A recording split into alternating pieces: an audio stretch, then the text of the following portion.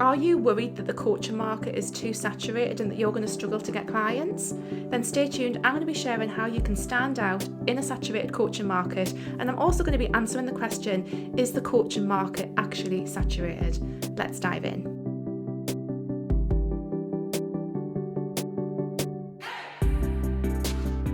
Hi there, welcome to the Wholehearted Business Show. I'm Laura. I help health, life and spiritual coaches get more clients so they can generate more income and live their most aligned life. And today on the show, we're talking all about standing out in a saturated coaching market. Now, I think this is such an interesting one. I've got lots of stuff to say about this, so stay tuned. First of all, we want to talk about how saturated the coaching market actually is, because I think there's this big feeling that there's just so many coaches now, how on earth can you stand out amongst all of these other coaches? Like, everyone and their sister is a coach these days. And I want to talk all about that and also give you some tips on how to stand out. But first of all, is the coaching market actually saturated? Now, statistically speaking, there are more coaches now than ever. And I think if you look anywhere on social media, it will feel like there are basically a fuck ton of coaches. There's coaches everywhere. However, that happens because you, as someone who is a coach and who is interested in coaching, is seeing all the coaches. We filter. When something is of importance to us, our brains will filter for it. It will pick it up. So if someone says to you, I'm going to give you a yellow car, here, buy this yellow car, you will start seeing yellow cars everywhere. It's just how our brain works. It filters for these things. And you are filtering. As someone who is interested in coaching, I'm presuming from watching this video, if you're someone who's interested in coaching, you will start to see coaches everywhere. It just happens. The algorithm as well, if you're on social media, it is going to show you every single coach. It's just the way that it works. So it can feel extremely saturated. And yes, there are more coaches now than there has been before. More and more people are training as a coach. However, there are more people investing in coaching as well. So yes, there's a lot of coaches.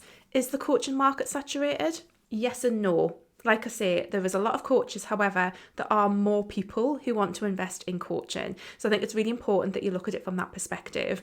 Either way, whether or not it's actually saturated or not, it is still a good idea to think about some of these tips because they are going to help you stand out regardless. So like I say, more people are invested in coaching than ever before. And I really think that our job as a business owner, not necessarily as a coach, and I think this is where we really need to get our business owner hats on.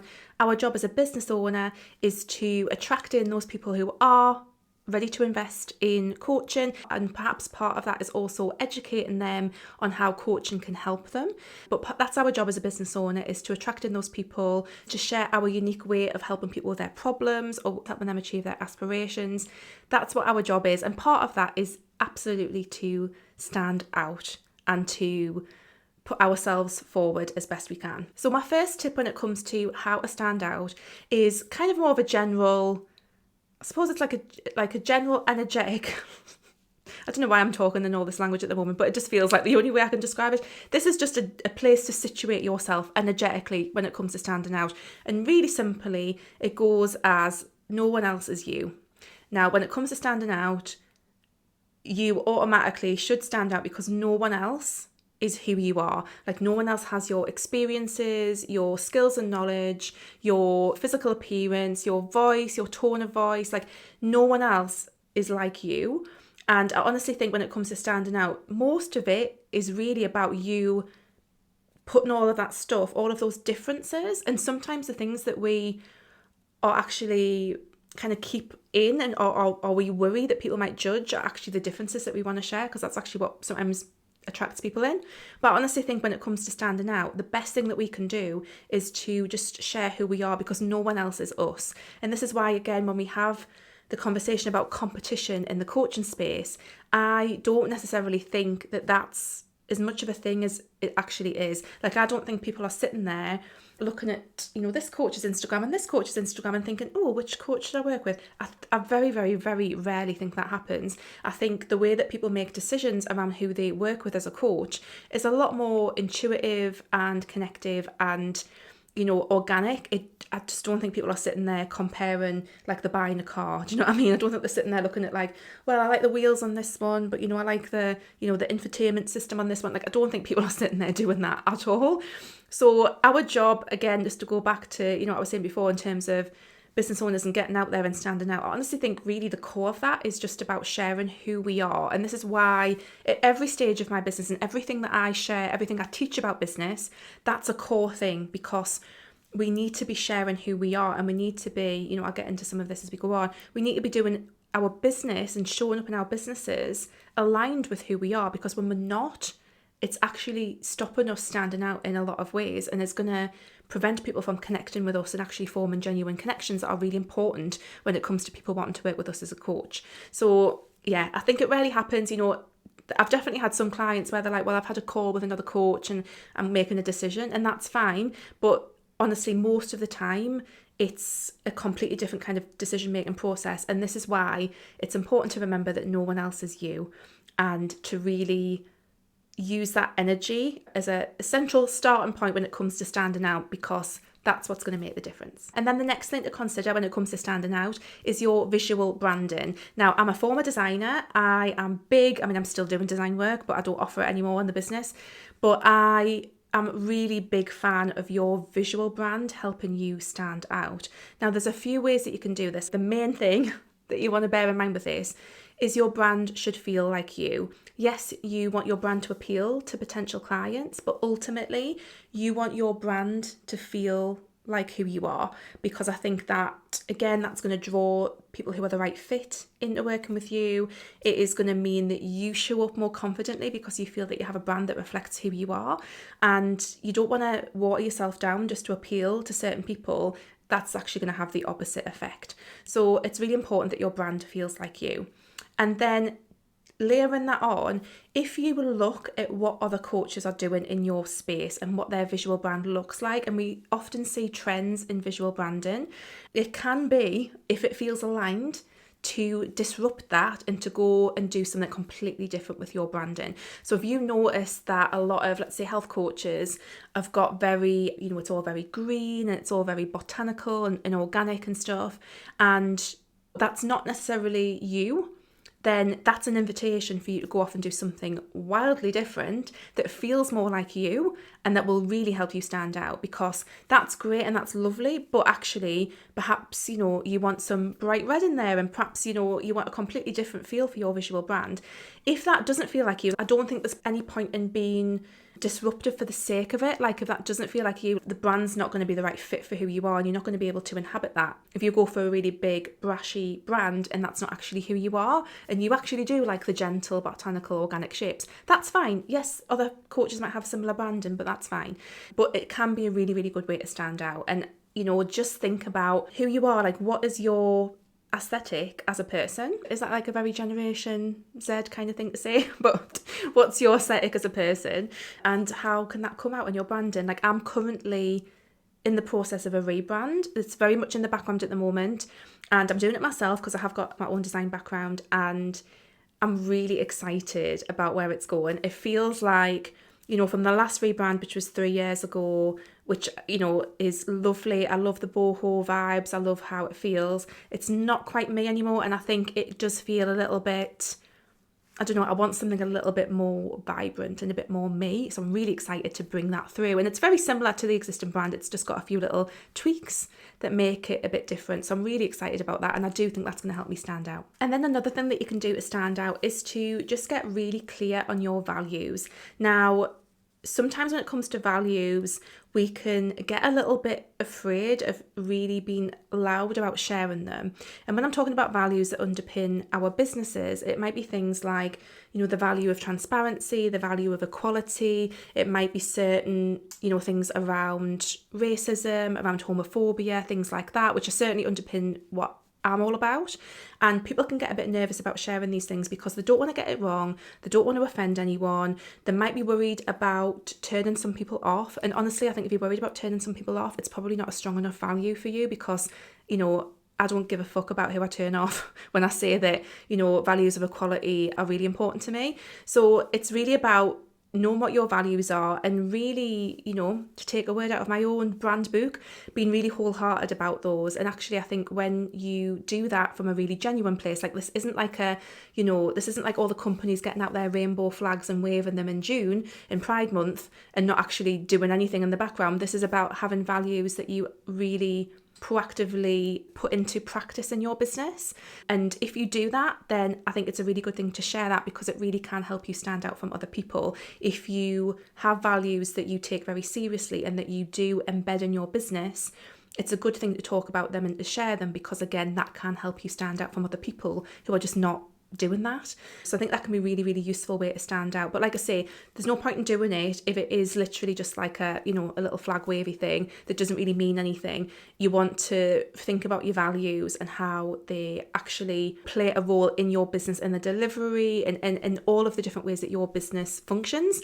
Your values should be going into that, not just something that you have on a page on your website. But I think values, when you are really wholehearted about them, you feel really passionately about them, they can help you stand out. And then there's your messaging. So your messaging, and I think just generally your tone of voice, the words that you use in your business, these can be really, really great ways to stand out. So for example, I can't remember if I swore at the start of this video, but I swear in real life, it's not a great habit. Well, it's not a great habit when you've got kids and you don't want to be swearing in front of a 3-year-old who like parrots everything that you say. But I swear in real life, it's just who I am. And I do use it in my business. I'm not in a boardroom. Do you know what I mean? This is my business. I can do what I want. But it's about using I think this is more than just obviously the tone of voice and the words that you use. This is your story. This is your why. This is your experiences. This is the words that you use. It's the vocabulary that you use. It's the tone of voice that you use in your business.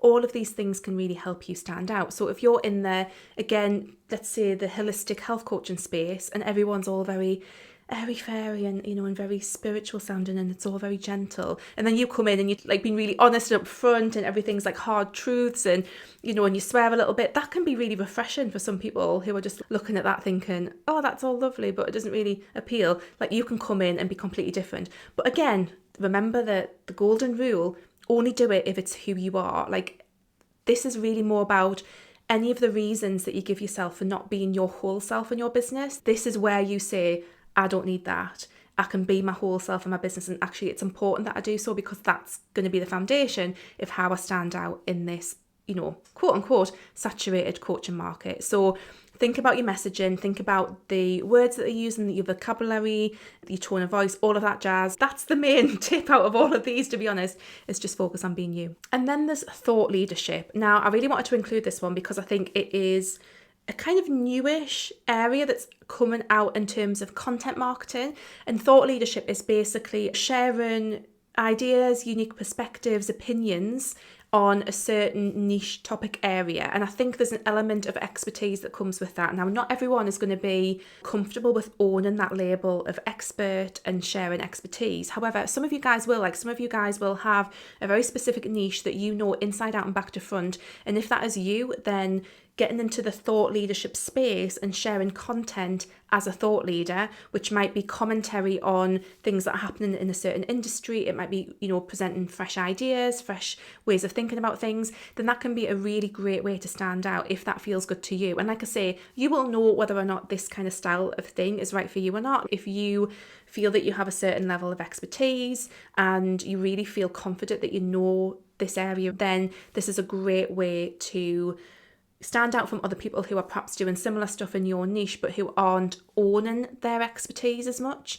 And like I say, it can be a really tricky one. We'll have lots of mindset stuff that come up against us owning that label. And I do like what Denise Tuffield Thomas has always said, is be a contributor, not a guru, in terms of, see yourself more as contributing to conversations. And I think if that feels more comfortable as an inroad towards thought leadership, then that's a great place to start, is just to see yourself as a contributor towards the conversations that are ongoing. But just the whole concept of thought leadership, do check that out, give it a Google, see what other people have got to say about it, because I think it's quite an interesting way to situate yourself in terms of content marketing. That can definitely be a way that you can stand out from other coaches. And then next up is to identify some specific signatures and repeat them. So what I'm talking about here, and again, this is not necessarily going to resonate for everybody, and I've got some thoughts on it myself, but what this basically means is it's finding some key things about your business and brand and you that you dial up and repeat so that you become recognizable and stand out. So the person who jumps into my mind for this, there's a woman called Danny Wallace who is a speaker. She talks a lot about like business mindset-y kind of stuff, and she has like quite a vintage style. Like the way she dresses is quite vintage. She often wears like a headscarf, and her kind of whole thing is I am the queen bee, and she has like bees on her stuff. And she's obviously dialed up these elements. Like I don't think she necessarily walks around in vintage clothing at home and she's like doing the school run or whatever, but maybe she does. But she's clearly dialed up these elements of herself to become signatures in her brand that make her recognizable and stand out. So it's really about identifying what those could be for you. So perhaps it's that you love stripy t-shirts and red lipstick, and that's your thing, and you wear those things on repeat and they become signatures. Perhaps it's some of the words that you use. So I use wholehearted a lot. I would say that's probably the one signature element that I have, is that I use wholehearted. That's one of my big brand words that I use quite a lot. And it's just about identifying what those things might be. And there might be a visual thing, there might be a graphic thing, there might be like a little graphic design thing. It might be words that you use, vocabulary that you use often. And it's just about identifying what those things might be that you feel comfortable with dialing up and repeating, because it's the dialing it up. So it's perhaps, being a little bit over the top with it, and and then the repetition that actually makes it these signature things that help you stand out. Now, the reason I've got a slight uncomfortableness with this is that also I feel like this kind of like having to turn ourselves into these one-dimensional like packaged products in this way is very much capitalist culture. Part of me wants to really rebel against it, I'll be honest. However, also knowing that it does work and that it does help you stand out. So I think this is a one that if it really resonates with you, absolutely go for it. It can be a great tip in terms of standing out. Like if you really feel that you are lost in a sea of other coaches who are doing very similar things, then this is a great way to stand out, and I would absolutely do it. But like I say, there's a part of myself that questions it a little bit in terms of, and wants to rebel against it because it feels like a very, kind of capitalist thing to have to do to present ourselves in that way. But again, part of that I think is to do with the execution, and I think you can use these signature elements and dial them up but still have a lot of depth to who it is that you are and to what it is that you share online. So there's elements to this basically, but I think that's a really good one when it comes to standing out. And then another thing that you can do to stand out is really look at how you actually do business and how you show up in business. Now, you will see in every industry, you'll see that there's some trends that start emerging where basically I think there's a little bit of, dare I say, a little bit of copying going on perhaps? Or I'm saying that inspiration / copying will go on in different industries, different mini niches and things like that, where everyone starts doing the same kind of thing, whether it's a similar kind of offer, a similar kind of promotion, that kind of thing. And sometimes I feel like when we, and again, all this comes back to us staying true to ourselves and being us, in all honesty. But sometimes when we go against that, so like if every other health coach is, selling like a £7 meal plan and everyone else is doing it, and, one health coach has had really great success with it and now everyone else is doing it. If that feels really good to you and that you feel really excited about that idea, do it. However, if you don't, actually not doing it is a way that you could stand out because you're not falling in line with everyone else. So if you imagine a field full of sheep, and I don't mean that in a really disparaging way, but if you imagine a field full of sheep and everyone's doing the same, they're all doing the same thing, and then you decide not to, you're kind of making yourself a bit different, you're going to stand out because you're not just going with the flock. You're not just going in the same direction as everyone else. So from a business point of view and just the way that you do business, you can actually stand out just by doing business a little bit differently from everybody else. Now, again, there's no point in doing it differently just for the sake of it. This is really about doing business differently because the way that everyone else is doing it doesn't resonate for you. So it's really about, again, letting the who you are lead the way and basically making decisions around that. And just to sum up, I think this whole episode of the show around standing out, this is what it's about. It really is about you being you as hard as possible and as outwardly as possible, because none of this is going to do anything if it's all just happening in your little space. You have to kind of go out there and share it with the world. That's what's going to help you stand out. So it's really about looking at yourself and those places where you perhaps hide a little bit, where you find yourself retreating into yourself, where you are, you worry that perhaps that part of yourself is wrong. Like, those are the places to actually push back a little bit against those limiting beliefs, I think, because often that's where the magic happens. That's where you do get to stand out, and that's where people do super resonate with you. Those are the places to go. So if anything from this show, that's the thing I would love everyone to take away from it, because yes, there's these specific things that you can do to stand out, like I say, the visual brand and really disrupting what everyone else is doing, and the messaging and things like that, and dialing up those signature elements. But really all this is about being you, and being you as hard as possible, and knowing that there's nothing about you that is wrong, and that actually a lot of the magic comes from when you really do. And I mean, this was really part of being Wholeheartedly Laura, was about showing up as yourself and not allowing yourself to shrink, and actually just being you, because that is what's going to attract people to you in a really, organic way. But that for me is the way to stand out. And again, if you want more support around how you can get more clients through this standing out, through weaving this into your business, then do check out my Aligned Client Attraction and Marketing Workshop. That gives you a full range of things that you can try. And we also look a lot at alignment, because I think this is a really important thing, and this is, I talk about this a lot in what I teach around business, is that you have to feel good about the stuff that you do. It has to feel good to you. At some level, it needs to come from you, because I can give you like a carbon cutout strategy that you can use, but if that doesn't resonate with you, it's not going to get you anywhere. So this is really about looking at what is aligned for you and figuring out a pathway that makes sense based on who you are, how you want to show up in your business, what you want your business to impact your life, all of that stuff. So I really hope this has been helpful. And like I say, is the coaching market saturated? Who knows? But standing out is always going to be a good idea. So if you've enjoyed this episode, please give me a thumbs up, leave me a comment below. And again, if you've got any feedback on this, please pop me a DM on Instagram. I'm at Wholeheartedly Laura. I'm also on the new Threads. Pop me a message, give me a mention on Threads. I would love to see some people over there as well. The kind of new Twitter thing that's going on over there, which I'm quite enjoying. But again, I'm not massive on social media, so I'm dipping my toe in. But I hope all of you guys are really well. I will see you next week. Take care. Bye.